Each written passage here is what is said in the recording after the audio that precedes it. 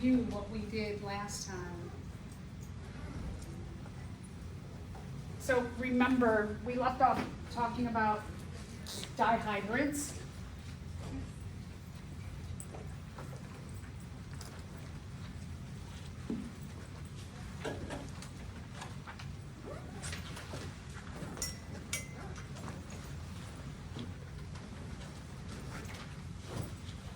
And we did the example of two pure breeding parents for both traits.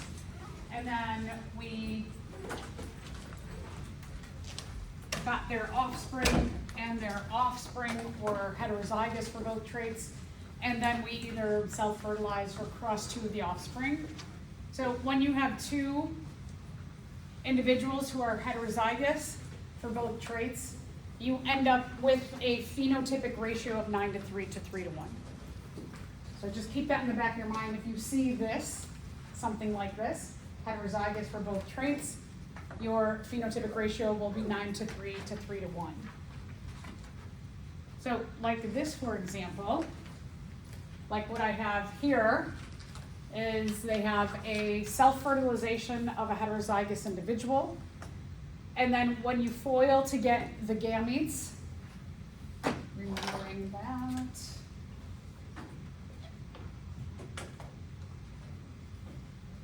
when you foil, you're doing the first two, the inner two, the outer two, and the last two. So you can see for gametes, those four gametes are across the top and down. And when you do the Punnett square, I love this because they have them where you can see the traits. So you've got 9 smooth yellow, and then you've got 3 wrinkled yellow, and 3 smooth green, and then 1 wrinkled green. So there's your 9:3 to 3:1 phenotypic ratio for the offspring. And then just again, remember that it's a really good idea just to keep your brain organized, to keep your S's together, keep your Y's together. In this case, it's T's and R's. Keep your T's in those first 2 spaces, your R's in the second 2 spaces, because all of these different combinations mean the same thing. They mean that this individual will show the dominant T trait and the dominant R trait. So, shortcuts.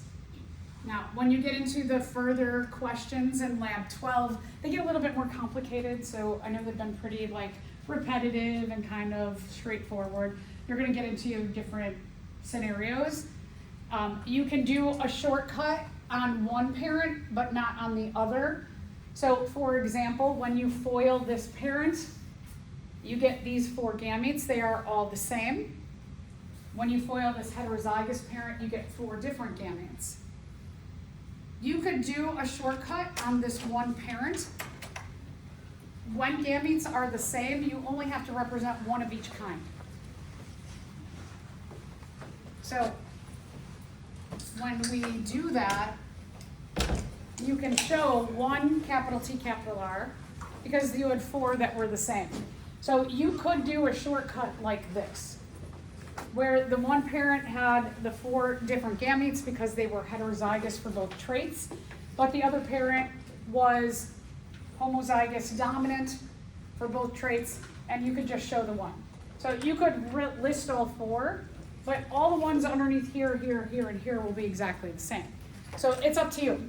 If you're comfortable with shortcuts, you can do them. If not, just leave them as the 16 squares. All right, let's talk about a dihybrid test cross. Remember that a test cross is when you get phenotypic information about both parents. One of the parents has to be homozygous recessive. So that's kind of the overlying theme of a test cross. Now,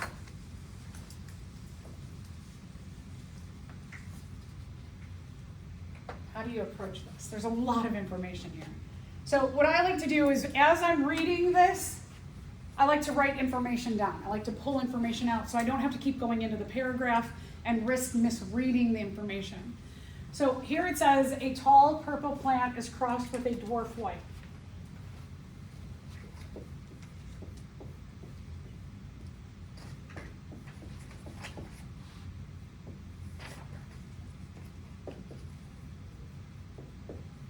All right, so that's what we got. We got that cross.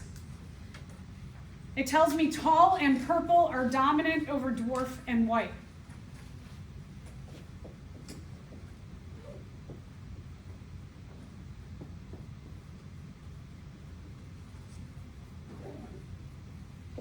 I'm going to put the height ones together and the color ones together.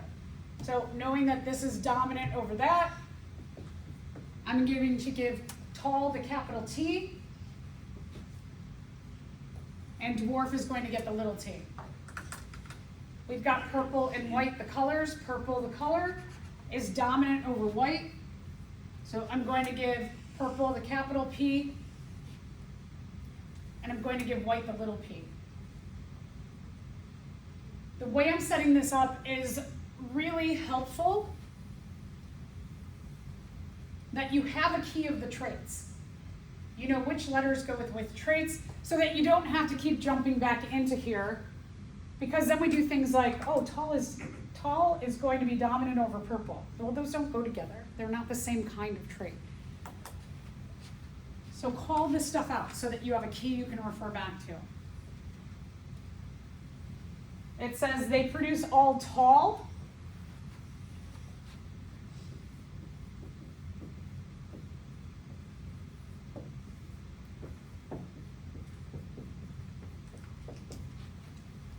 But half purple, half white offspring.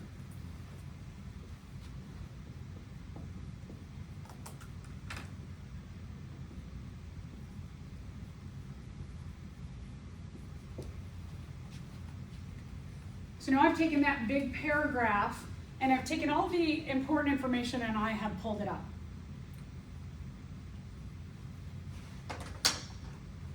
All right. So now, what are the genotypes of the parents and their offspring? So we're going to walk through how to do this. So let's go back to the tall purple parent.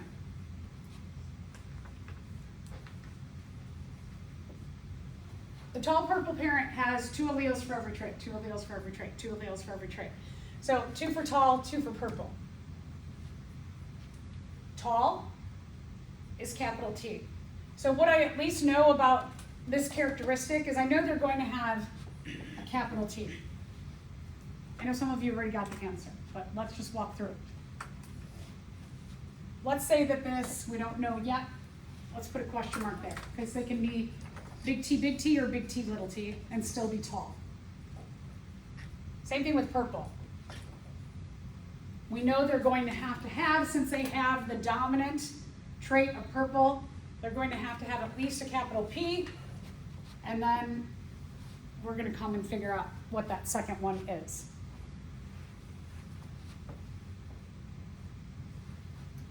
Dwarf. Dwarf is recessive, so what will it absolutely have 2 of?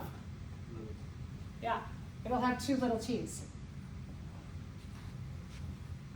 White is the recessive color trait, so what will it absolutely have 2 of? Yeah, little p's. All right, so we're 3/4 of the way done. We haven't even really gotten into the offspring yet. This always makes me feel like, all right, I don't have that much more to figure out.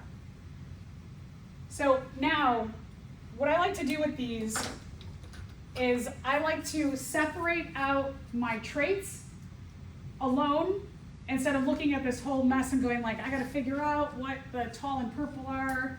Okay, so let's just look at the trait for height first.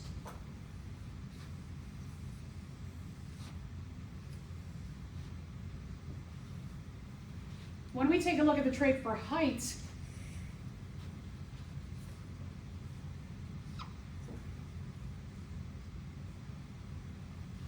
you end up with this. a big T with something and a little t, little t. So here, we're saying again, we're going to take a look at the big T question mark with the little t, little t. You could do it a couple of ways. So one, you could try both of these crosses and see what you get.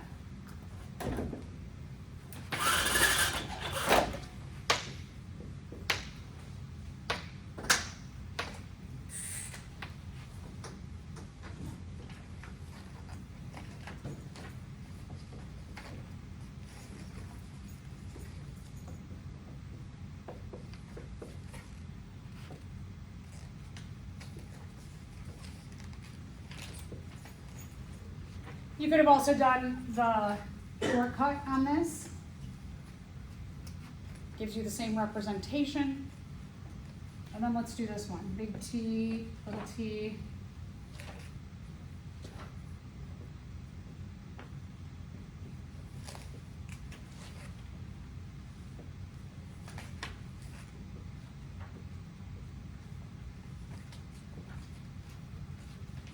Out of this one, you could have done just this box too. You could have just done this if you wanted to do the shortcutting.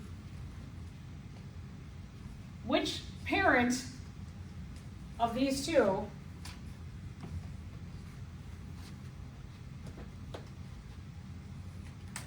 is going to give you the all tall offspring? Big T, little t. So here, the heterozygous parent is carrying the recessive little t and gives some dwarf offspring, but it says that our offspring are all tall.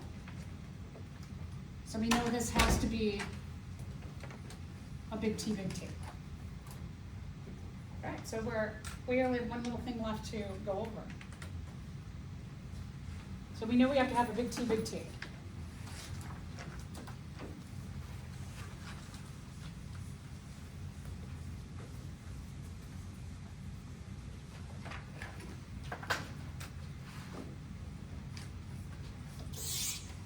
So now, let's take a look at the color trait.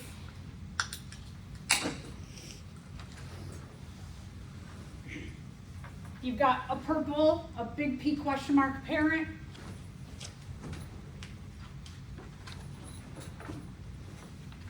With a white little p, little p.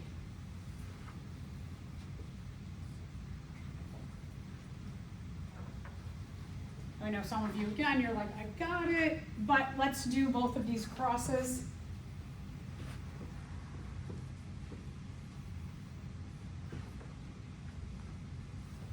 The big P with the little p, little p.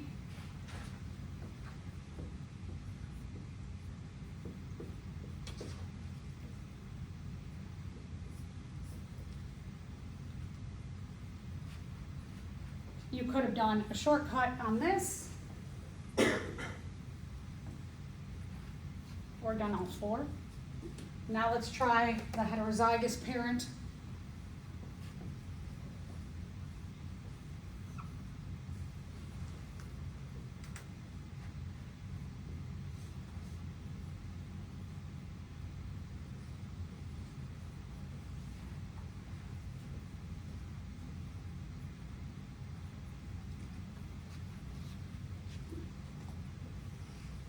Our offspring are half purple and half white.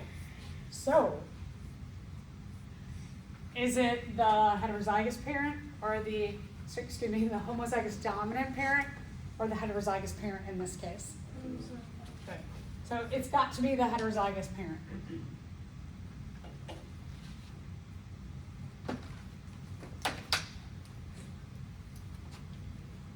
Then we just want to put it lastly all together. Let's go back.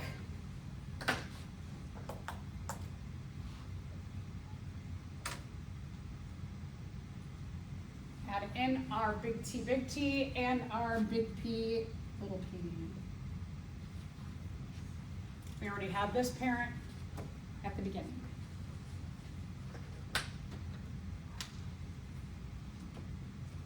Anybody have any questions?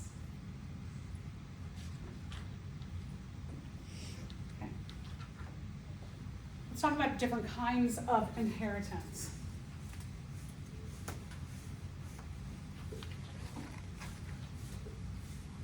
So, excuse me, let's talk about different kinds of disorders. So first we're going to talk about some disorders that are caused by complete dominance. So one example is Huntington disease. Huntington disease affects 1 in 20,000 people. It's not very common.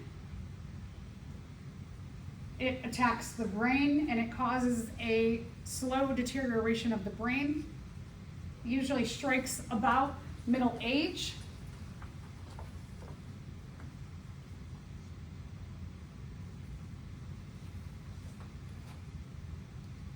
When it begins to show symptoms depends on, we'll get to what it depends on in terms of your genes.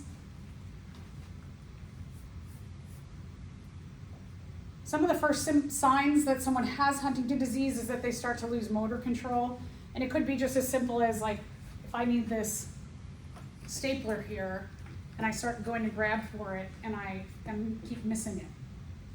I can't control what my body is doing. My brain, I'm like, wait, I want to grab that. And my brain is not communicating back to my hand where this is. So it could be something like that. Could be tripping a lot. Shakiness, most obvious in the hands because we use our hands a lot, but could feel that in any muscle in your body.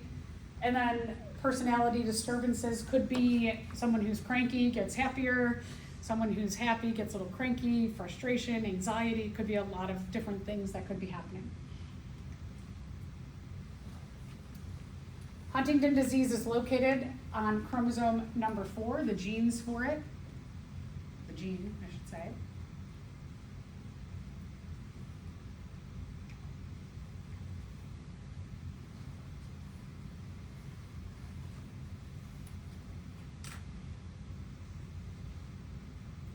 And there's a wide variance in when people will show symptoms of it.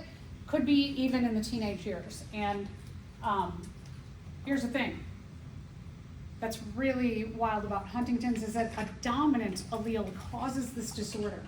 So having like a big T or a big T little t will cause you to have this disorder. Now, this is all based on what happens in that gene is that there are repeats, and we'll get into the nucleotides for DNA, the ATs, Gs, Cs, I'm sure that's familiar to all of you. This one in this case is a triplet repeat of CAG, cytosine, adenine, guanine. I hate to say normal people, because who's really normal? Someone who doesn't have the disorder has a low amount of repeats of CAG at this particular gene loci. Locus. Someone who's affected may have between 42 and 120 copies. Now, if you're somebody who has 42 copies of the CAG, the extra protein that's produced by this may not have that big of an effect because you're relatively close to someone who doesn't have the condition. So if you're on this lower spectrum end, you may start to show signs of it when you're in your like 80s or 90s or 100s. So you might die of something else before you're affected completely by Huntington disease. But if you're somebody who's on the real high end, when you're like 4 times higher than the highest of the person not having it, you could start to show signs in your teenage years of having Huntington disease and you will die much younger. Genotypes, homozygous dominant and heterozygous, will code for this disorder. The only person that will not have the disorder is homozygous recessive.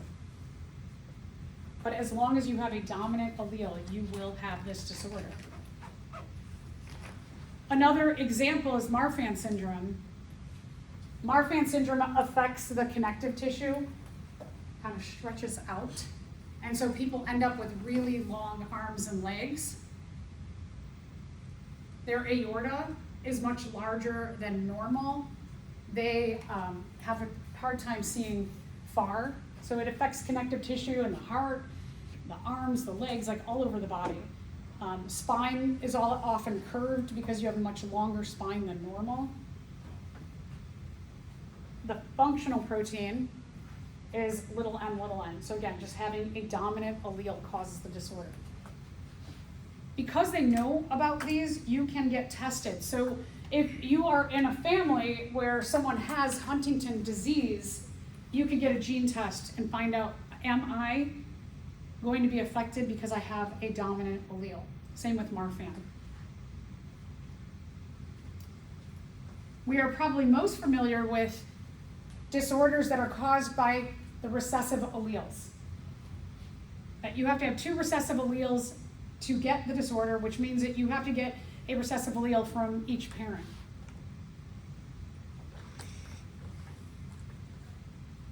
Heterozygous individuals, like if we're looking at the letters A here. Someone who's heterozygous, big A, little a, they do not show this recessive disorder.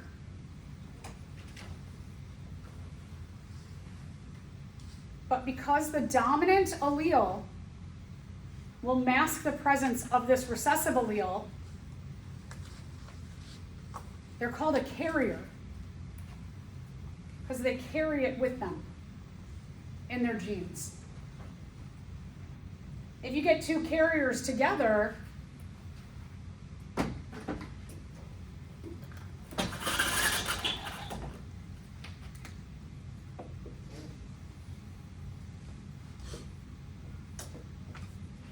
these heterozygous individuals do not show a recessive disorder, but they carry the recessive gene.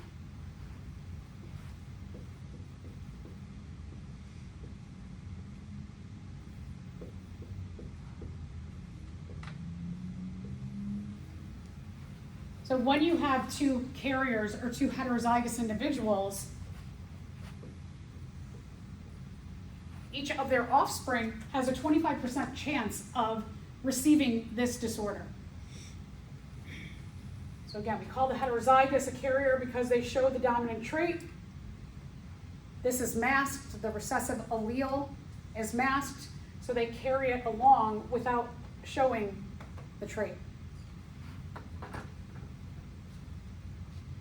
You said 25%? I'm sorry? You said 25% will show the... Each child has a 25% chance of getting the recessive disorder if both of their parents are heterozygous or carriers for it.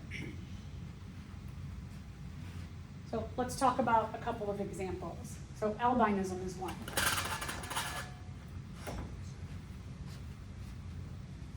There's an enzyme called tyrosinase that produces melanin in our body.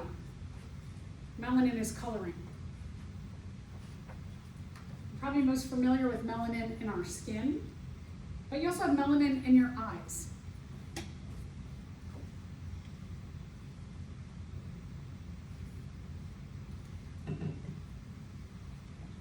The gene is known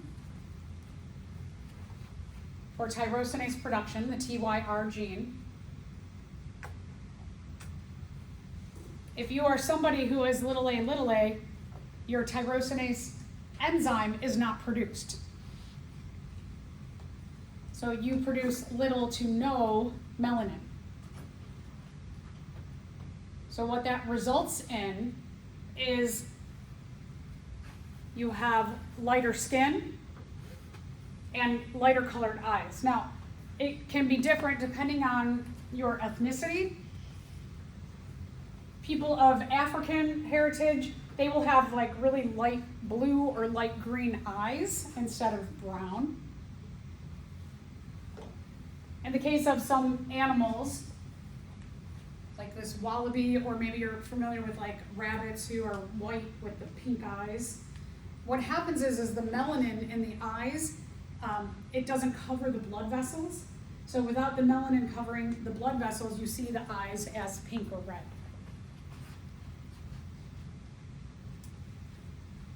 So typically results in white skin, white hair, pink eyes, or like I said, it could be like very pale blue for people who are certain ethnicities, sometimes pale green.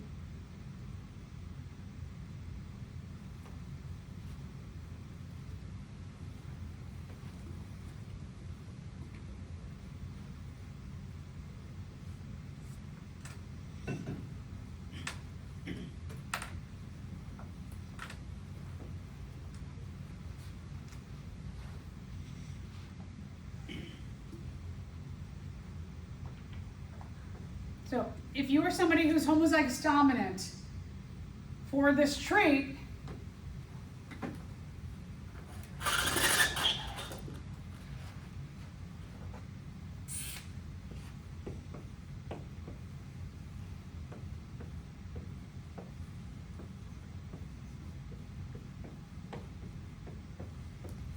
so you're homozygous dominant and your pair, your mating pair is albino.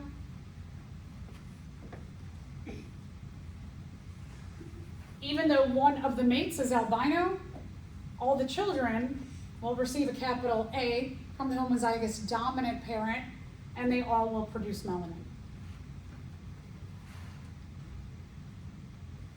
As I did this before, that when you have two heterozygous parents or carrier parents,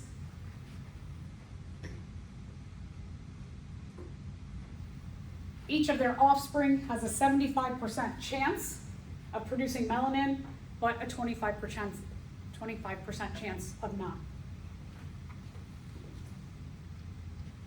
And if you have two people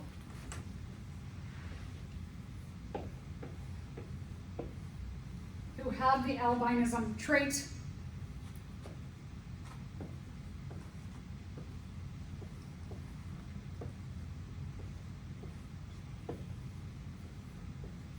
all of your offspring will also have the trait.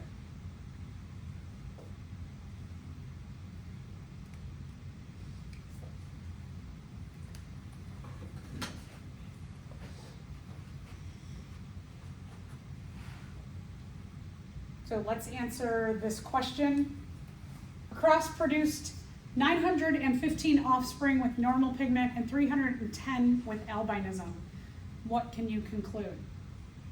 So some of you are probably like, what do you have to do here? We're looking to get some percentages to see, are we talking about 100%? 75 to 25% or 100% in the other direction. So first thing that I want to do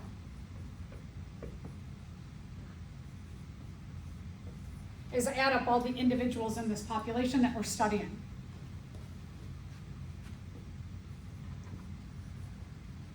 So we get 1225 total. Then we try and get percentages. So for each of these,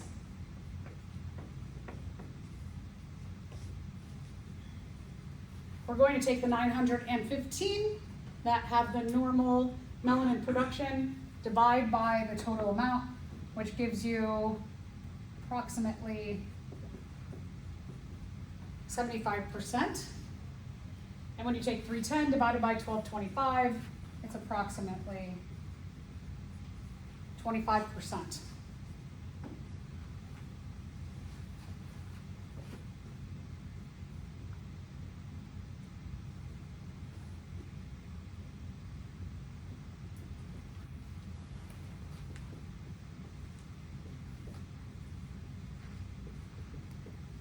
So in looking at our three possibilities here, we're looking at the one that best matches our 75% melanin production to 25% no melanin production,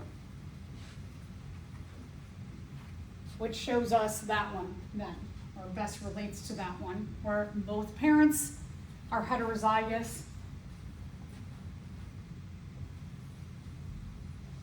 So B is the best answer.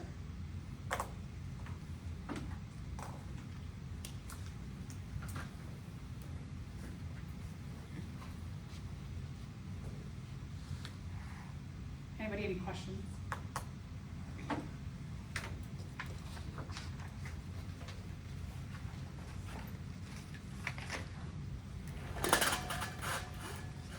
Let's talk about another trait, sickle cell anemia. Sickle cell anemia is a blood disorder where the red blood cells are misshapen. Instead of being perfectly round, they are long and skinny and have jagged edges, like sickles. Like a sickle, like think of the Grim Reaper has that sickle thing.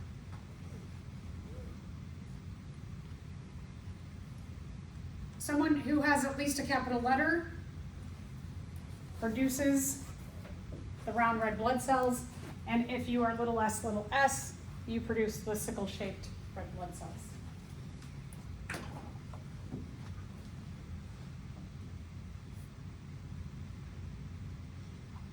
All right, so having that misshapen red blood cell, it's equates to essentially like that game that you might have played when you were little, or you see babies play where there's a box and then there's a star shape and they put it in the star hole, and there's a square shape you put in the square hole, and there's a circle shape and it goes in the circle hole.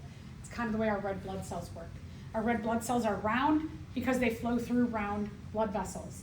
And when they are not shaped the right way, just like in the game, if you had a sickle shape and you were trying to put it into the round hole and you're trying to squish it into that round hole, you're going to break the game.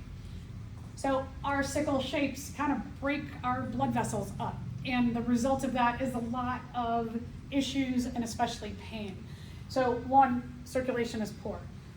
Anywhere you have a twist and turn in your body, which we have a lot of them, your blood vessels can get stuck and they can pierce the blood vessels. They can cause, especially in joint areas, they can cause blood vessels to rip open and can cause your immune system to cause a lot of inflammation in that area and pain.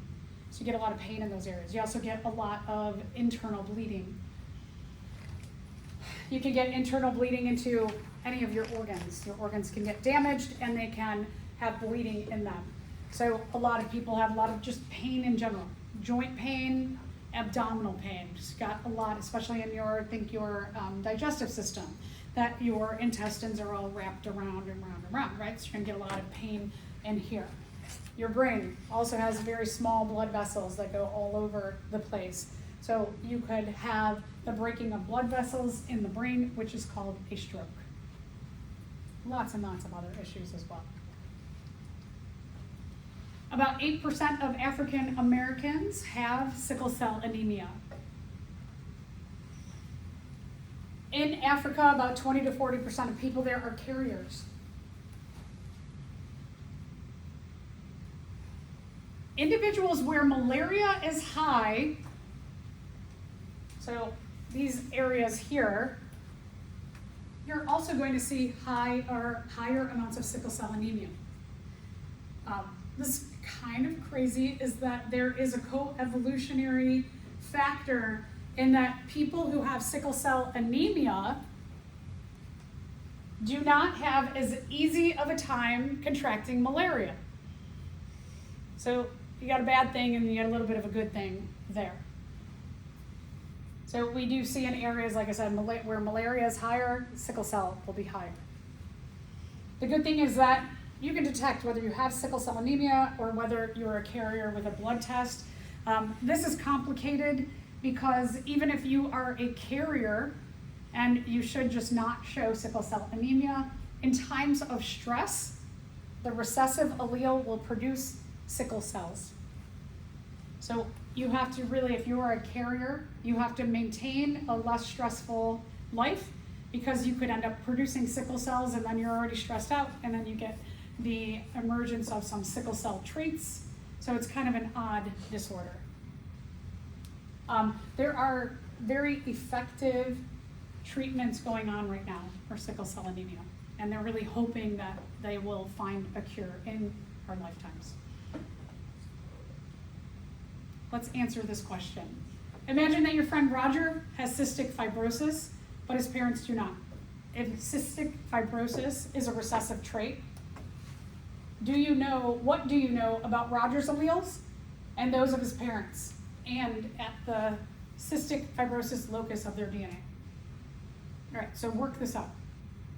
Remember, like I did here, write out what the parents are, what Roger is. What do you know if, let's say, capital C is the normal condition and little c is cystic fibrosis?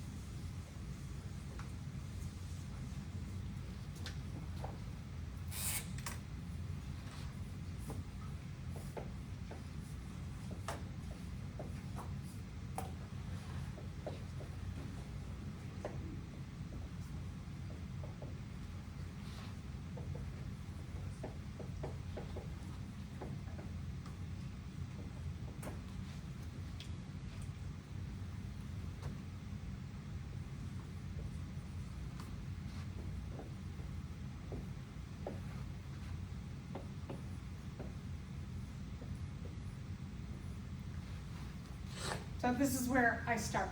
Because I'm going to write out my key for the trait, and then I'm going to start to identify Roger, his mom and dad.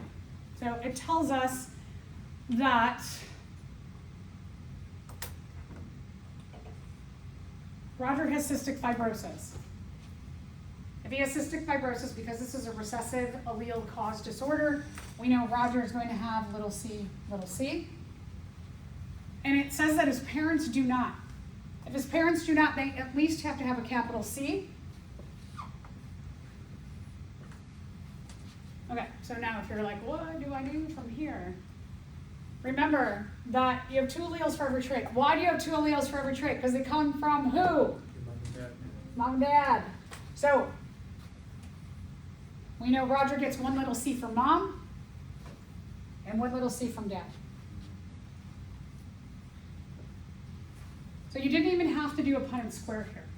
We could have went and did all the testing of the possibilities of being big C, little c, big C, and then little c. But you could also just take a look at Roger, and knowing that he gets 2 alleles for every trait, and those 2 alleles come from mom and dad, we can just go, okay, one of these had to come from mom, and one had to come from dad. So now, what is our answer? C. Good. Okay, so Roger is homozygous. Homozygous recessive. And his parents are heterozygous. So D is correct.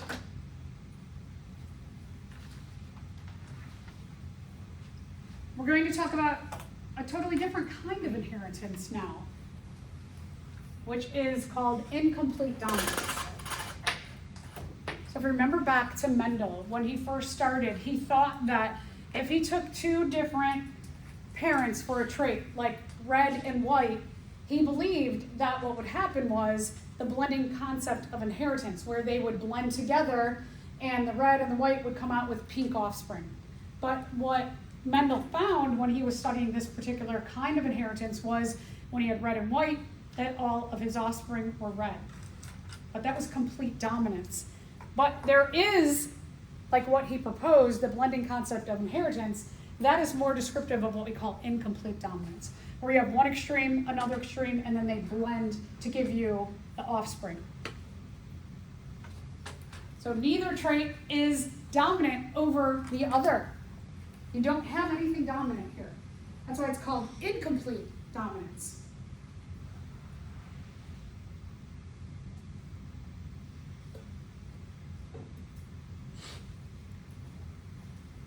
When you have the 2 different parents for this trait, the 2 extremes, they blend together to give you an intermediate, so that you get an extreme, a mix of the 2, and the other extreme. With complete dominance, you had the dominant trait and the recessive trait. You had 2 phenotypes. But here, when we're talking incomplete dominance, you have 3 phenotypes. You have like red, and then the intermediate, pink, and the other extreme of white. So when you see 3 phenotypes, think more so incomplete dominance. So let's take a look at this idea here of just this fictitious trait that in a certain species of fish, the heterozygous condition between green and yellow is blue. If 2 blue fish are mated, what will the offspring be? Okay, so let's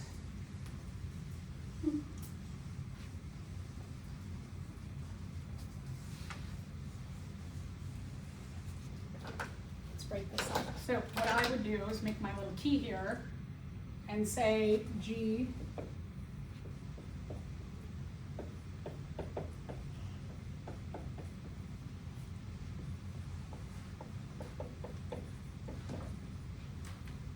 And so what I mean by this is if you have at least one big G, or just, I should say actually, GG, excuse me, GG would represent green, Y would represent yellow, and GY, both of them together would represent blue.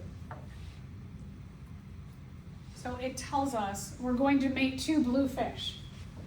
We're going to take a GY with a GY.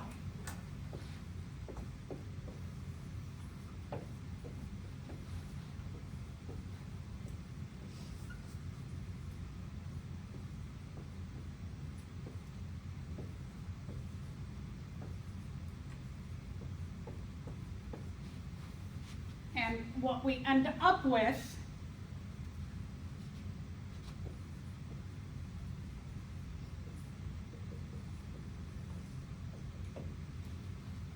is our genotypic ratio of 1 GG.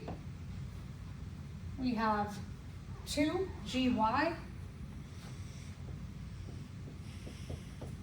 and 1 YY.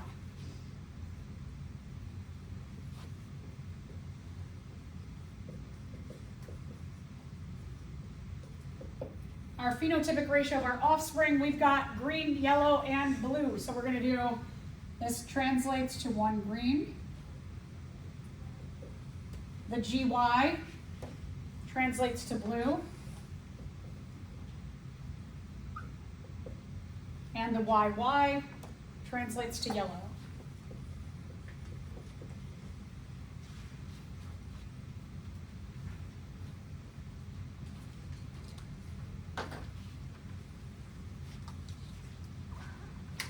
So you get the 1 to 2 to 1 genotypic ratio, but you also get a 1 to 2 to 1 phenotypic ratio.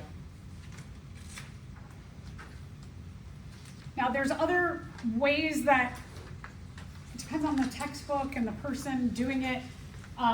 Sometimes they will do it like this, where they will say that one extreme is H1, the other extreme is H2. When you get an H1 and H2 together, they're a blend. H2 is one extreme, H1 is the other extreme. This I find confusing, especially because working with subscripts, if you just like misread something, it could be harder. What I would do is I would say that this H1 would be big C for curly, that H2 would be SS for straight, and that someone who has wavy hair would be a CS. So just to show you, like, you could do this one of two ways. Let's talk about another kind of inheritance, which is called CoDominance. Co, meaning like a partnership. You could have more than one dominant allele. This is where our blood types work. We have A blood type, B blood type, AB blood type, and O blood type. A and B are dominant over O. If you are an AB blood type, you show both traits of A and B at the same time. But one does not mask the other. They are both represented. Both of the dominant alleles are represented at the same time. A and B will though mask O. So A will mask O, B will mask O. But A will not mask B and B will not mask A. So what this results in, which blood type you have, is that your blood type codes for an enzyme that is represented by this like fuzzy thing. Remember, we have those recognition proteins on the surface of our cells. On your blood cells, you've got tons of different kinds of recognition proteins. But if you have A, you have one kind. If you have B, you have another kind. If you have AB, you show both of them. And if you have O, you don't have that particular enzyme made, so you do not have anything sticking off. You're just kind of like a blank for that particular trait. So think about it like this, that A blood type will be represented by, let's say, blue lipoprotein attachments. B will be orange. If you're AB, you show both. You express both. And if you're O, what this means is that you're not expressing anything. So how this works.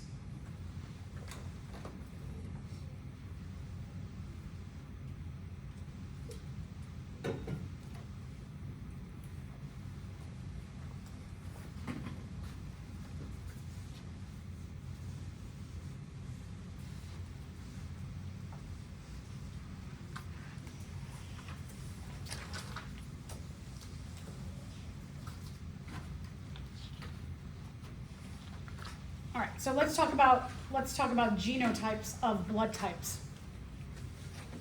if you are an A blood type, you could have the genotype. Remember, 2 alleles for every trait. The trait is A blood type. You have 2 alleles for that trait.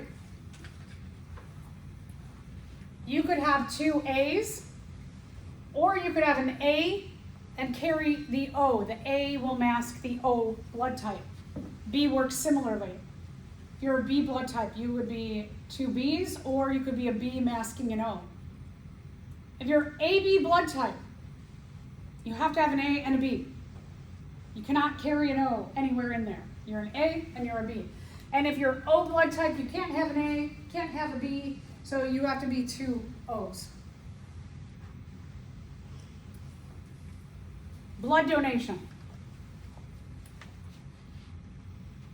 If you're A blood type, you can give to anybody who has an A in their blood type. So you could give to A or AB.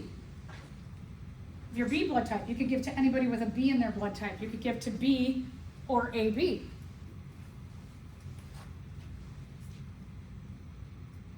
If you're AB blood type, you can only give to other ABs. But if you're O blood type, it's kind of like filler blood. Because you don't have those glycoproteins on the surface of your cell, A will take it, B will take it, AB will take it, and so will O. So O blood type is called the universal donor because they can give to everybody.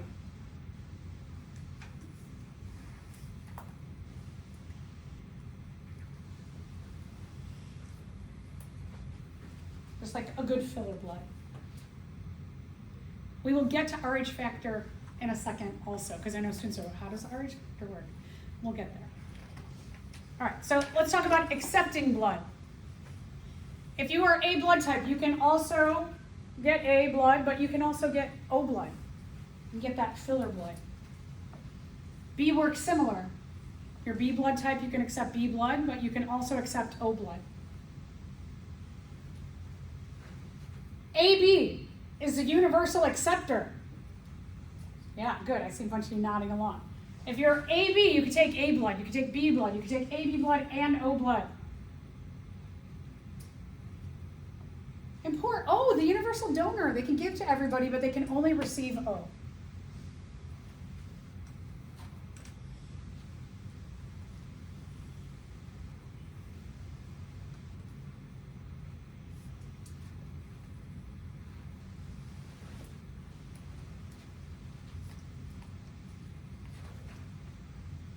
The Red Cross has a lot of information about this, and you can see here for donation that O can donate to everybody. You could see A can give to A or AB. You could see B gives to B or AB. AB can only give to AB. There are huge, huge blood shortages. If you are always like, oh, I want to do some community service, this is a great community service that you can do. You can donate a pint of blood every 8 weeks. And I do this with the Red Cross, so that it's all in an app, and then right away I donate blood, and then they're like, let's schedule you for the next 8 weeks, and I can get it right in there. And it takes about between half hour to an hour of your time. It's typically 1 pint of blood will save 3 lives. So pretty good community service, right? Not that hard, 1 hour every 2 months. So please consider it if you can give blood. Okay, let's try out a problem here. A couple brings home their new non-identical twin daughters, Joan and Jill. After several months, the father begins to suspect that there was a mix-up at the hospital because Jill doesn't look much like either parent or like her sister. When the twins' blood tests come back, the father calls his lawyer to start a lawsuit against the hospital. The mother, father, and Joan have type A blood, and Jill has type O blood. Does the father have a case? Okay, so work it out. Remember, make a map. Parents, offspring, what do they have?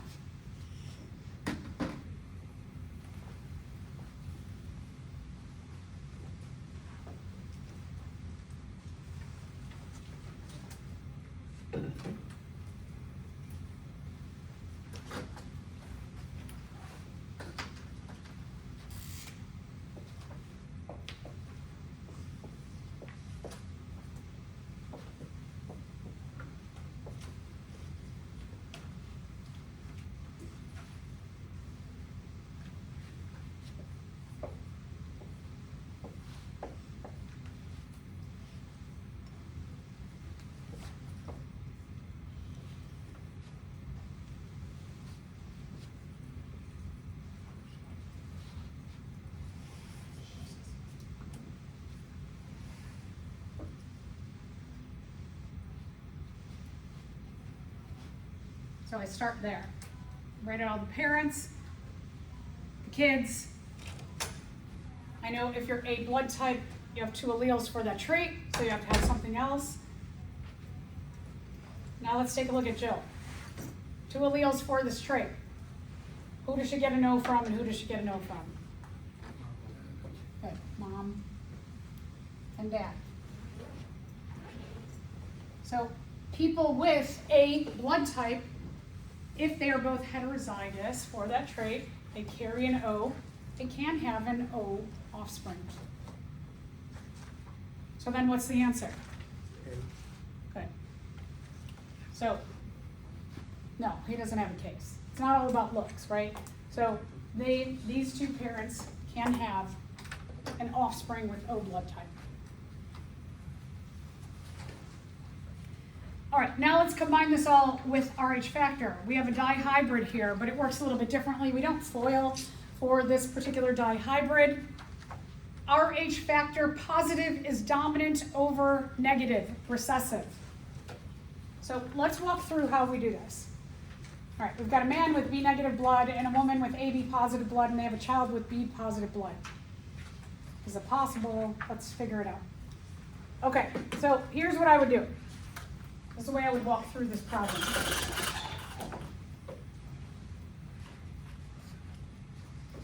So the man has B negative blood. Let's talk about genotypes.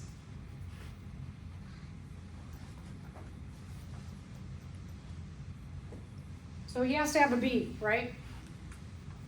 What's a second B? What could it be? Good, BB or BO. He's negative.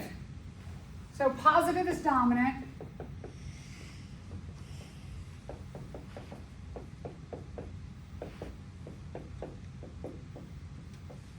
Here's my possibilities for the RH factor, is they could be positive on both of the blood alleles, 1 positive, 1 negative, but the first one could be negative and the second one could be positive. And why I do that is because, for example,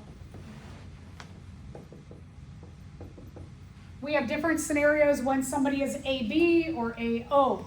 So AB, they could be A positive, B positive, they could be A positive, and the B could be bringing the negative, or the A could bring the negative and the B could bring the positive. So we've got different combinations there. If you are negative,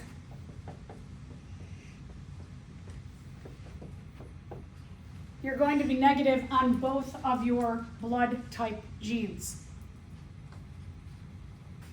So this guy is B negative, so he's got to be B negative, or possibly B negative, O negative. And the woman has AB positive. So just like my example here, she could be A positive, B positive, A positive, B negative, or A negative, B positive. Doesn't matter that the positive is second, it still will mask the presence of the recessive negative.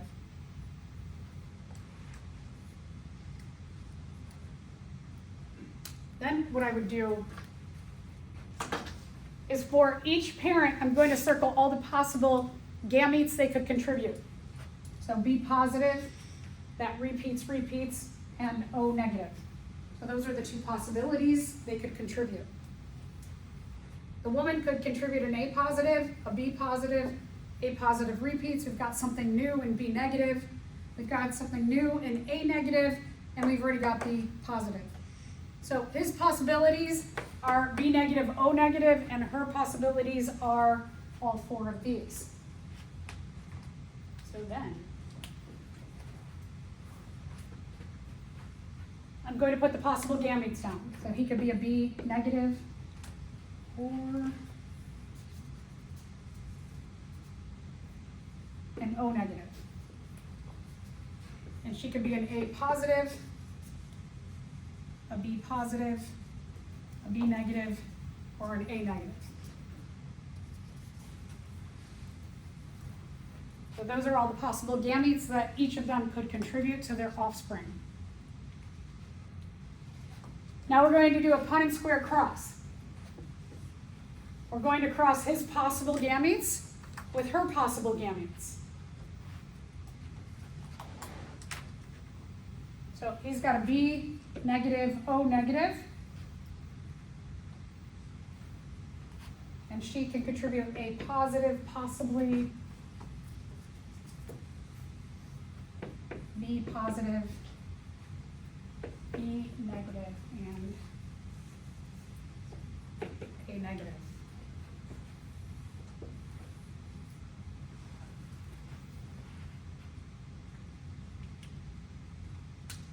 All right, so let's bring this down, A positive.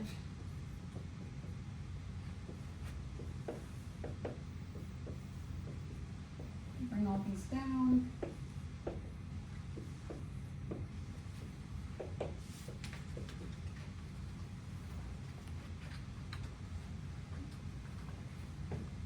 And then we'll bring the B negative over.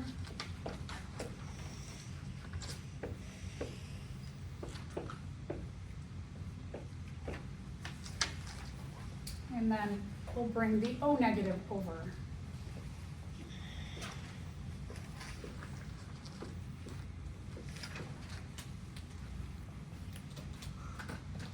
Now, let's translate each of these into an actual blood type. These are all genotypes. So let's go one by one and talk about the phenotype. What kind of blood is this overall? AB positive or negative? AB positive, good. This one is? B positive. Good, B positive. B negative. Good, AB negative.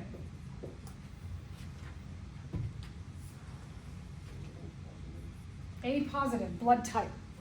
Yeah, so the A, O, just ignore the O, and the blood type is A positive. How about this one then? Good, B positive. B negative. And A negative. Okay. So that's the way I would work that all up. In red, all of these in red are genotypes for blood type. All of these in black are phenotypes. I've taken the genotypes in red and I've sussed them down and summarized them into a black phenotype. So red genotype, black phenotype.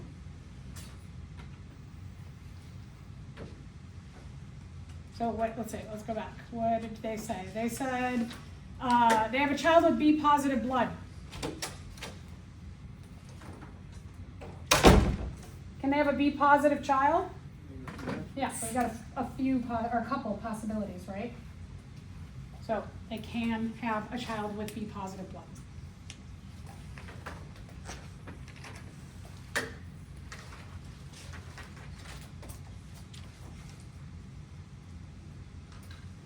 So this example is called multiple alleles, that you can have more than 2, 3, 4, 5, you can have as many as dozens of alleles for a trait.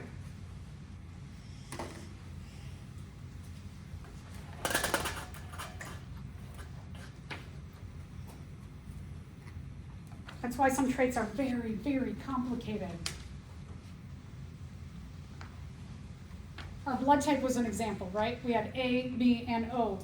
We had more than 2 kinds of alleles.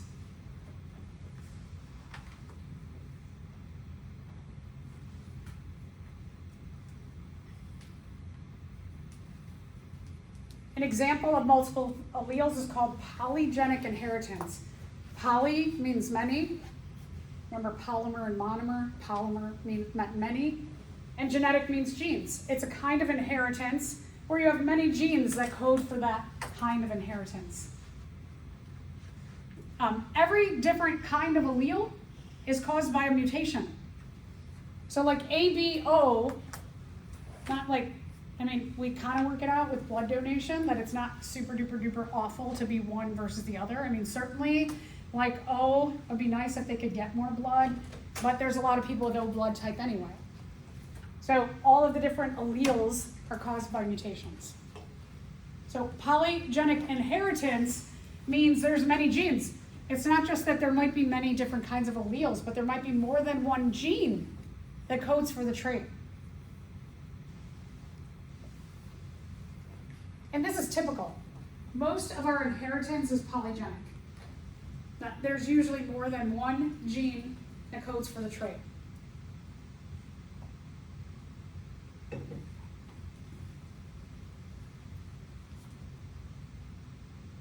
So that's why, like, height-wise, my brother-in-law, his parents are both 5 foot. They're like, one's 5 foot, one's 5'1". So they're short, or shorter. He's 6'2". Like, wait, how does two short people make for a really tall person? So my brother-in-law's dad, who's 5'1", he has brothers that are 6'2" and 6'4". So on his side of the family, there's clearly tall genes. His mom, who's 5 foot, she's an only child, but her parents were both very tall. So you could have those genes within your family heritage, and they only, like, depending on the combination of the mating pair and all of the different combinations of genes, you could have a wide variety of traits. So skin color is another one. That within a family, you could have someone who's really, really light skinned to really, really dark skinned, and you could have siblings all in between. Eye colors get complicated because even just, like, let's say brown, if all of us with brown eyes got together and we looked at each other's brown eyes, it's not just like one color brown, right? There's a lot of shades of brown. The more genes, the finer the distinctions among the phenotypes. So you'll have a wide variety of different phenotypes. Eyes also is not just about eye color, but some people have, like, flecks of gold. Some people have like a blue ring and then a green ring, right? Some people have like rays of different colors. So you have a lot of fine distinctions in terms of eye color also. So let's just say that skin color, that you have two parents who are heterozygous for 3 genes. When they get together, they could have a child who's very light skinned to a child who's dark skinned. And all these possible combinations in between. This could be all sisters within, or siblings within one family. The environment can also influence the expression of a gene.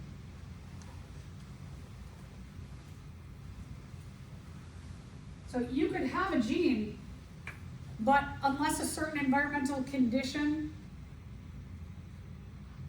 is met or you're exposed to that environmental condition, you may never show that condition.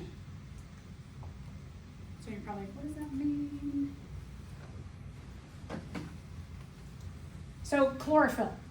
Plants that are green have chlorophyll. Chlorophyll is activated, the production of chlorophyll is activated by sunlight. So if you take a plant and you put it in a cabinet and you never expose it to sunlight, that plant will not produce chlorophyll. It will not become green. It'll stay white. Or like my skin, excuse me, my father had melanoma. So I am very careful about getting sunburned. I may carry the gene for melanoma, but if I never get burnt by the sun, I don't ever develop melanoma. So it'll take burning to develop that kind of cancer. So I can control my environment.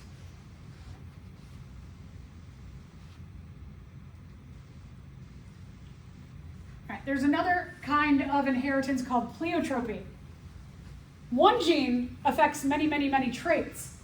So it's kind of the opposite of polygenic inheritance. In males, having this one gene causes for all kinds of biologically male phenotypes. Allows for all of the organs of the male reproductive system to develop. So one gene allows for many traits to develop. That's pleiotropy. And then some genes are inherited together, or what we call linked.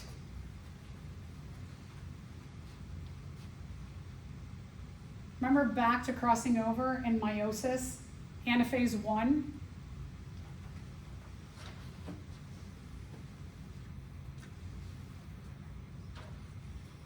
So, like Maya, if I go up to Maya and I rip off her arm and I rip off my arm and we switch arms, now I've changed a bunch of things with my arm, right? I've got a sleeve, a longer sleeve, she gets a shorter sleeve, she gets these rings, I get the ring she has on, she gets this hair tie, I don't have that hair tie anymore, right? So I've changed everything that's linked on that part of the chromosome, and they get inherited together.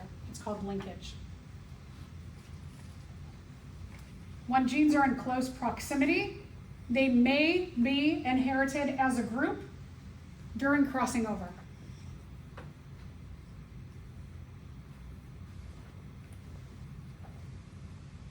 So this may be why, like, in a family, some of the offspring have like a certain like height and a certain nose shape and a certain skin color, because those traits could be inherited together.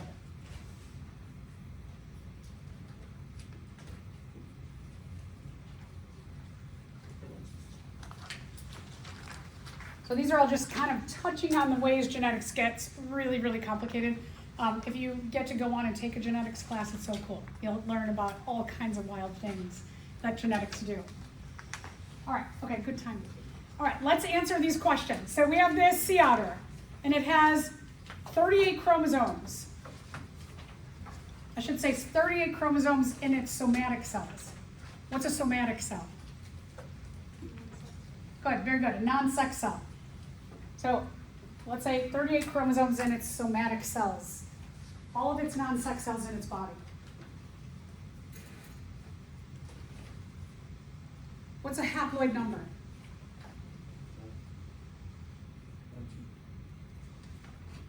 So if 38 is the number of chromosomes in the somatic cells, is that 38 haploid or diploid? 38 is what, haploid or diploid? Diploid, right? Okay, so haploid is half of that. So haploid, 19. The diploid number of chromosomes then is, we just talked about it, the 38. Good. How many chromosomes are in a gamete? Good, 19. The haploid number of chromosomes are in the gametes. Gametes are sperm and egg. Gametes are formed in meiosis. How many, oh, here we get into some terms. How many autosomes are in a sea otter's eye cell? 36. Okay, so the eye cell has the diploid number, right?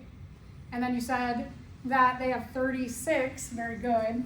So there's 36 autosomes. An autosome is a non-sex chromosome. An autosome is a non-sex chromosome.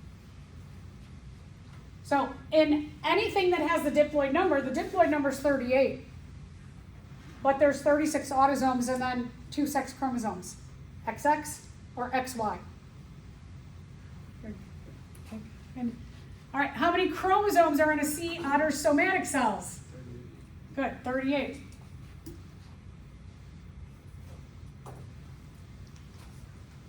How many sex chromosomes does an otter's sperm cell have?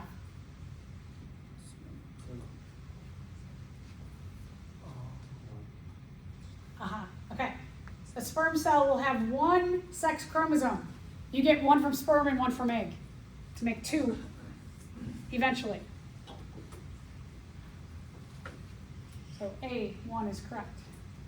How many sex chromosomes does an otter's heart cell have? How many sex chromosomes? 2. Right, either an XX or an XY. Yes, an XX or an XY. Correct.